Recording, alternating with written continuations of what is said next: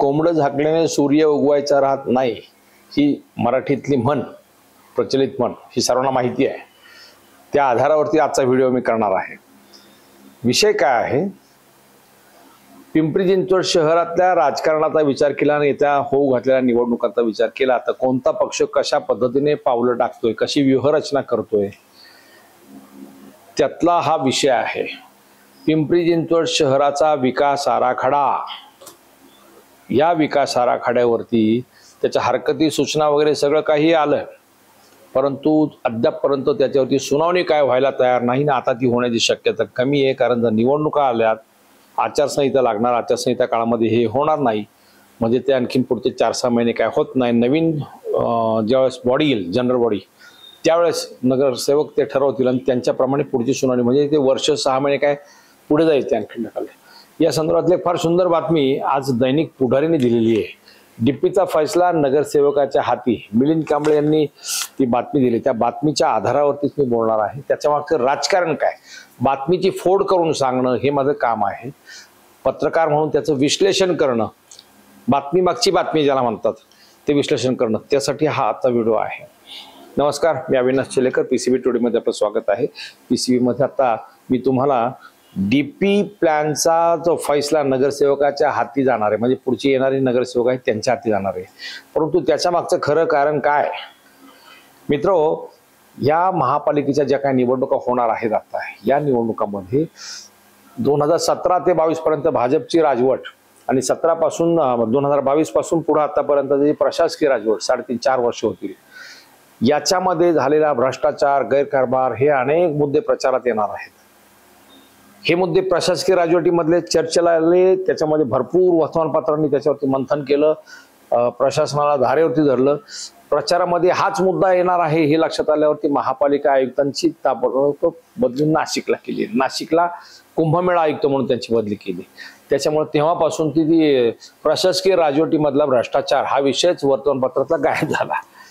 थोडक्यामध्ये जे विषय अगदी टिपेला जातात आणि ज्याच्यातून जनमत तयार होतं आणि ते आपल्या विरोधात जातं, ते विषयच निकाली काढायचे असतील तर ते कशा पद्धतीने खोडून काढायचे, ही भाजपची जी स्ट्रॅटेजी आपण व्यूहरचना म्हणतो, त्यांची एक पॉलिसी आहे.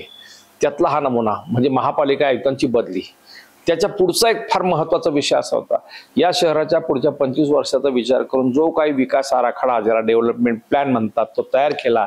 तो डेव्हलपमेंट प्लॅन किती चुकीचा आहे हे आम्ही पीसीबी टुडे मधून महिनाभर जवळपास 41 भाग तयार करून त्याच्यामध्ये विश्लेषण करून सांगितलं होतं की हा विकास आराखडा एक कसा फ्रॉड आहे, याच्यामध्ये काय काय घोटाळे झाले, हा कसा बिल्डर धार्जिन आहे, हा शेतकरी भूमिपुत्रावर अन्याय करणारा आहे, इथले स्थानिक नागरिक जे आहेत त्यांच्यावरती अन्याय करणार आहे, कारखानदारांवरती अन्याय करणार आहे, इथलं या शहराचं जे हरित क्षेत्र आहे ते कमी करून औद्योगिक क्षेत्रही कमी केलंय आणि निवास क्षेत्र कसं वाढलेलं आहे, पूर रेषेमध्ये किती फ्रॉड झालेत, एसीएमटीआर रिंग रेल्वेमध्ये किती फ्रॉड झालेत, हे सगळं एक एक प्रकरण मांडत गेलो. एकाही प्रश्नाला प्रशासनाने कधीच उत्तर दिलं नाही, कारण ते सगळं वास्तव होतं, फॅक्ट्स अँड फिगर्स मांडत होतो. त्याच्यामुळं लोकांचं जनमत या विषयाचं एक तयार झालं होतं की विकास आराखडा हा किती फ्रॉड आहे आणि त्याची एक सर्रास मागणी पुढे आली की हा विकास आराखडाच रद्द करा. महाविकास आराखडा कोणी केला, याच्या मुळाशी गेलं तर मग त्याच्यामध्ये भाजपचं नाव येतं, कारण जरी प्रशासकीय राजवट असली तरी सुद्धा सत्ताधारी पक्ष त्याला जबाबदार असतो. त्याच्यामुळं भाजपला तो मुद्दा त्रासदायक होईल म्हणून तो मुद्दाच प्रचारात येऊ नये म्हणून या विकास आराखड्यांसंदर्भातल्या ज्या काही हरकती, सूचनांची प्रोसेस होती, ती प्रोसेस अभ्यास 3.5 महिन्यामध्ये व्हायला पाहिजे होती, पण ती झालीच नाही आणि ती पुढच्या 3-4 महिन्यामध्ये होणार नाही. निवडणुकांचा काळ आहे, म्हणजे आणखीन 6 महिने पुढे गेले, म्हणजे तो विषयच खोडून काढला. त्यातला हा नमुना आहे. मुळात विकास आराखडा जो तयार केला, ज्याला 28 गावांचा, म्हणजे पिंपरी चिंचवड शहराच्या 28 गावांचा 175 चौरस किलोमीटरचा जो विकास आराखडा तयार केला, तो विकास आराखडा 2024 मध्येच तो प्रसिद्ध व्हायला पाहिजे होता. ज्यांनी तो तयार केला, उपसंचालक विजय शेंडे, राज्याचे नगररचना उपसंचालक विजय शेंडे, त्यांनी तो तयार केला होता. अत्यंत शास्त्रशुद्ध पद्धतीने जगातल्या मोठ्या मोठ्या शहरांचा अभ्यास करून तो विकास आराखडा तयार केला, परंतु तो त्यांनी आयुक्तांकडे सुपूर्द करायचा असतो. त्यांनी तो आयुक्तांकडे 7 मे 2024 सुपूर्द केला आणि तो त्यांनी प्रसिद्ध करायला सांगितला होता, पण आयुक्तांनी तो प्रसिद्ध केला नाही. आयुक्त म्हणजे त्यावेळेस शेखर सिंह होते, त्यांनी तो त्यांच्या कस्टडीमध्ये ठेवला आणि तो प्रसिद्ध न करता दुसरा विकास आराखडा आयुक्तांच्या अखत्यारीत नंतरच्या आलेल्या उपसंचालकांनी त्याच्यामध्ये सगळे फेरफार केले, बदल केले, मनमानी केली, नको तिथे आरक्षणं टाकली, बिल्डरच्या सगळ्या जागा आरक्षणात टाकलेल्या त्या वगळल्या, शेतकऱ्यांच्या भूमिपुत्रांच्या जागांवरती आरक्षणं टाकली, नदीची पूर रेषा बदलली, हे सगळे उद्योग वर्षभरात केले आणि नंतर 14 मे 2025ला 1 वर्षांनी तो विकास आराखडा प्रसिद्ध केला आणि त्याच्यावरती 2 महिने हरकती सूचनांसाठी मुदत ठेवली, म्हणजे मे, जून, जुलै. 14 जुलैला हरकती सूचनांची मुदत संपली. तोपर्यंत जवळपास 49,000 हरकती टोटल त्याच्यामध्ये आल्या ह्याच्यावरती. पण ह्या हरकती सूचनांवरती ताबडतोब समिती नेमून शासनाचे 3 प्रतिनिधी, तसं पाहिलं तर नगरसेवकांचे 3 आणि शासनाचे असे त्याच्यामध्ये तज्ज्ञ लोक असतात. आता पण प्रशासकीय राजवट असल्यामुळे शासनाने त्यांचे उपसंचालक, या क्षेत्रातले मान्यवर जे तज्ज्ञ आहेत त्यांची समिती नेमून ताबडतोब ते जाहीर करायला, हरकत सूचनांची सुनावणी घ्यायला पाहिजे होती. ती घेतलीच नाही या बहादरांनी. वास्तविक ती कमिटीची नावं जाहीर झाली आहेत, शासनाकडून आली आहेत, परंतु त्याला आयुक्तांनी मान्यता द्यायला पाहिजे असते. आयुक्तांनी ती मान्यता दिलीच नाही. शेखर सिंहची बदली झाली, त्याच्यामुळे ते प्रकरण आहे तसंच शीतपेटीमध्ये पडून आहे. म्हणजे मूळ विकास आराखडा जो ज्यांनी तयार केला होता तो विकास आराखडा तो निकालात काढला आणि स्वतःचा विकास आराखडा त्याच्यामध्ये तयार केला आणि जो फ्रॉड केला हा डीपी मधला सगळ्यात मोठा फ्रॉड आहे. या विषयावरती इतक्या हरकती सूचना वगैरे आल्या, आम्ही ते एक पदर सगळे उलगडून सांगितले, आरक्षणांचे मुद्दे कसे अन्यायकारक आहेत ते सांगितले. त्याच्यावरती या शहरातल्या 5ही आमदारांनी विधिमंडळामध्ये, विधानसभेत प्रश्न उपस्थित केला, विधान परिषदेत प्रश्न उपस्थित केला. भाजपचे चिंचवडचे आमदार शंकर जगताप यांनी सरळ सांगितलं की हा डीपी फ्रॉड आहे, हा रद्द करा. भाजपचे दुसरे विधान परिषदेतले आमदार अमित गोरखे यांनी सुद्धा सांगितलं की ह्या डीपी मध्ये प्रचंड मोठा घोटाळा आहे, तो रद्द करा. भाजपच्या दुसऱ्या विधान परिषदेतले आमदार उमा खापरे यांनी सांगितलं की ह्या डीपी मध्ये शाळेच्या शेजारी स्मशान असा कुठला डीपी असतो का, तो रद्द करा. हे सगळे भाजपचे सत्ताधारी पक्षाचेच आमदार आहेत. दुसरे भाजपचे आमदार भोसरीचे महेश लांडगे यांनी सांगितलं या डीपी मध्ये जे चुका झाल्या असतील त्याच्यामध्ये सुधारणा करायला पाहिजे. 5वे राष्ट्रवादी काँग्रेस अजित पवारांचे गटाचे आमदार म्हणजे विधानसभेचे उपाध्यक्ष अण्णा बनसोडे यांनी सांगितलं ह्या डीपी मध्ये फार मोठे घोटाळे आहेत, प्रचंड आर्थिक गैरव्यवहार झालेला आहे, हा रद्द करा. विधानसभा उपाध्यक्षांनी सांगितलं. शिवसेना शिंदे गटाचे खासदार श्रीरंग बारणे त्यांनी सुद्धा एका मुलाखतीमध्ये इंडियन एक्सप्रेसच्या मुलाखतीत सांगितलं ह्याच्यामध्ये प्रचंड घोटाळा आहे, हा विकास आराखडा जनतेच्या हिताचा नाही, तो रद्द करा. अमोल कोल्हेने सुद्धा त्याच विषयावरती भाष्य केलं. म्हणजे शहरातले 2 खासदार, 5 आमदार हे सगळे बोलले त्याच्यावरती. राष्ट्रवादी काँग्रेसने या विषयावरती आमदार अण्णा बनसोडे जे विधानसभेचे उपाध्यक्ष ते आणि शहराचे राष्ट्रवादीचे अध्यक्ष योगेश बहल यांच्या नेतृत्वाखाली त्यांनी मोर्चा काढला, भव्य मोर्चा काढला शहरामध्ये आणि ह्या विकास आराखड्यामध्ये किती फ्रॉड आहेत, का आहेत ते सगळे जाहीरपणे सांगितलं. अशा प्रकारचे मोर्चे थेरगाव, काळेवाडी, रहाटणी, पुनावळे, चरोली, कुदळवाडी इथल्या नागरिकांनी पण काढले आणि विकास आराखड्यात काय काय फ्रॉड आहेत, तो आमच्यावर कसा अन्यायकारक आहे हे सगळं सांगितलं. म्हणजे शहरामध्ये मोर्चे, आंदोलने, सरकार दरबारी त्याच्या संदर्भातला आवाज, विधानसभेत आवाज, हे सगळं झालं. त्याच्यामुळे परिणाम असा झाला की विकास आराखडा हा भाजपच्या सत्तेच्या मुळावरती येतो की काय अशी भाजपला भीती निर्माण झाली. मग त्याच्यावरतीच त्यांनी पर्याय काढला की ह्या विकास आराखड्याची हरकती सूचनांची सुनावणी होताच कामा नये. जसं आयुक्त इथे राहिले तर आयुक्तांच्या कारकिर्दीमधले विषय चर्चेला येतील म्हणून आयुक्तांनाच बदललं, एक विषय निकाली काढला. तसंच विकास आराखड्यातल्या हरकती सूचनाच सुनावणीला येऊ नयेत म्हणून त्या संदर्भातली सुनावणी होऊनच दिली नाही, हा त्याचा फ्रॉड. मग या विकास आराखड्यामध्ये काय काय फ्रॉड झाले ते आपण वारंवार चर्चेला केलेले आहेत. HCMTR 30 वर्षापासून या शहरातला रेल्वेचा रिंग रोडचा प्रकल्प आहे.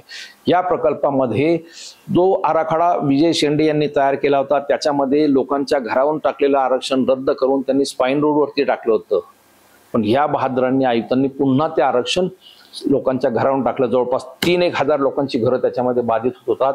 बिजलीनगर, वाल्लेकरवाडी, चिंचवडे नगर, तिकडे पलीकडे थेरगाव, काळेवाडी, रहाटणी ह्या परिसरातली जी मोठमोठी दाट लोकवस्तीची घरं आहेत त्यांच्यावरती ते संपूर्ण आरक्षण टाकलं. ते लोक जाम संतापले, त्यांनी मोर्चे आंदोलनं केले, निवेदनं दिली, हरकती सूचना घेतल्या.